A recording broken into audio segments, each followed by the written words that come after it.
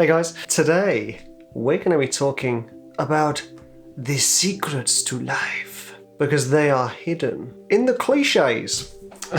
And this is a wonderful thing I just want to really zoom in on today, is the fact that all those things we want in life are hidden in the things we hear every single day. Do you know what? We all choose to ignore them.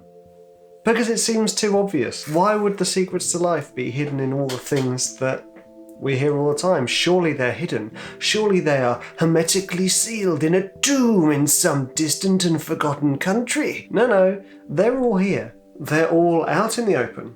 So let's talk about a few of those cliches. I'm not going to reel off a ton of cliches. I just want you to start sort of pricking your ears up whenever you hear someone say a cliche. I'm not talking about like negative cliches here. I'm talking about those cliches that, well, I'll give you a couple examples. So for instance, you want to feel fit and healthy, eat more fruit and veg, exercise more, make sure you look after your sleep. I say make sure you look after your sleep. I don't say sleep more.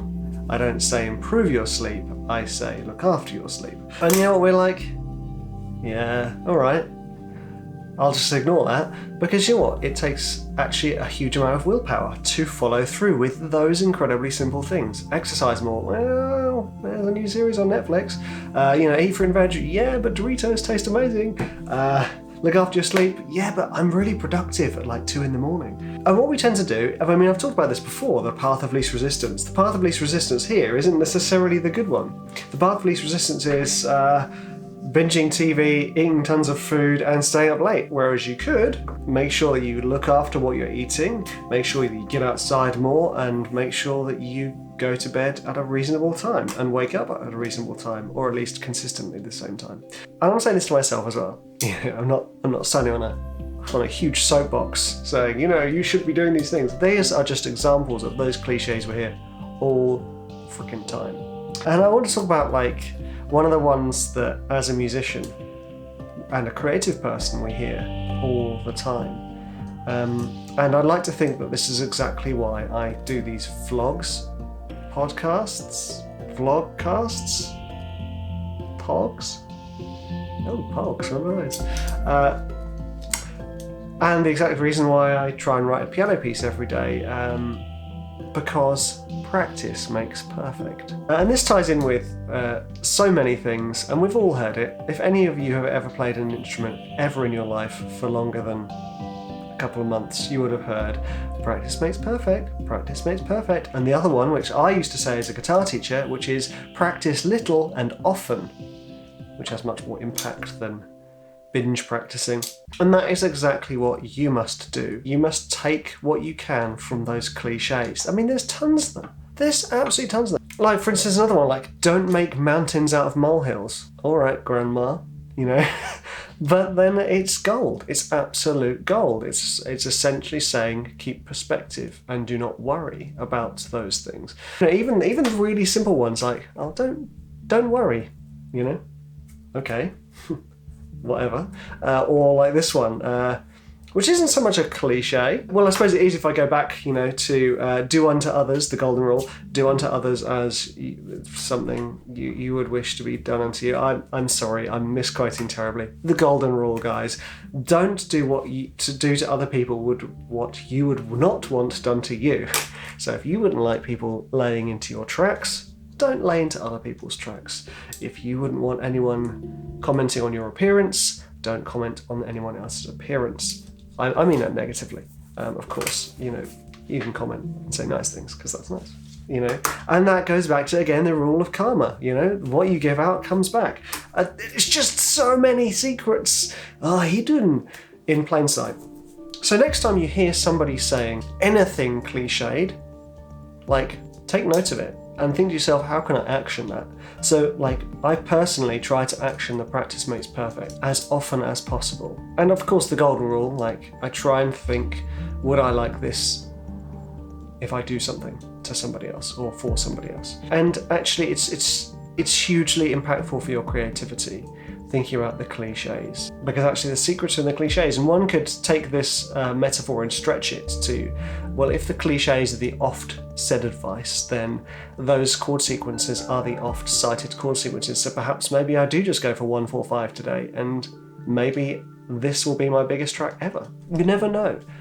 But what I want you to do is take from this that if you're looking for something in your life, the answers are probably already right in front of you. You know, whether you believe in God, or you believe in the universe, or you just believe in fate, or even if you don't believe in any of that stuff, if you open your eyes and ears and look for things, you will start to notice that you find them. So I would suggest that you start looking for answers to your questions. And this isn't just like a life advice. I obviously talk with all of this stuff relating to creativity and being a creative person. You know, if you're looking for answers to your, well, what am I supposed to do with my third act? Create some silence, create some stillness, and listen. Yeah, I mean, I could waffle on about this with individual cliches, and maybe I will do that, I don't know, but next time you hear a cliche, guys, don't just brush it off, hold it in your mind and analyze it. Are you actually following that cliched advice, or are you blindly ignoring it like we all do very, very often? The times when I have followed those cliched advices, I have reaped huge rewards. Obvious example being, whenever people used to get in touch with me, before I started doing all this tutorials, courses, trailer music school, protege, before I started doing all that, people would get in touch with me and say, hey, how do I get into the business that you're in? And I go, like, working hard and persevering and writing as often as you can. I mean, it sounds so cliched, but it was the best advice I could give. And if you are wondering how to get into the industry that I'm in, work hard, persevere, and perseverance in the face of failure is incredibly important. Of course, write as often as you can. I try to do it every day. Usually not on the weekends, because, you know, family time. Those things, those cliches that I've just spouted out there are hugely important. And this even goes for the people who've joined our protege school, which is, for me, like a huge shortcut into the industry that I'm in. You know, excellent mentoring, and industry-focused mentoring, and career opportunities at every given opportunity. Even there, if they don't work hard, they don't persevere, and they don't write and practice their craft, then they are greatly slowing their own progress. And that goes for me too. If I don't do those things, I will slow my progress as well.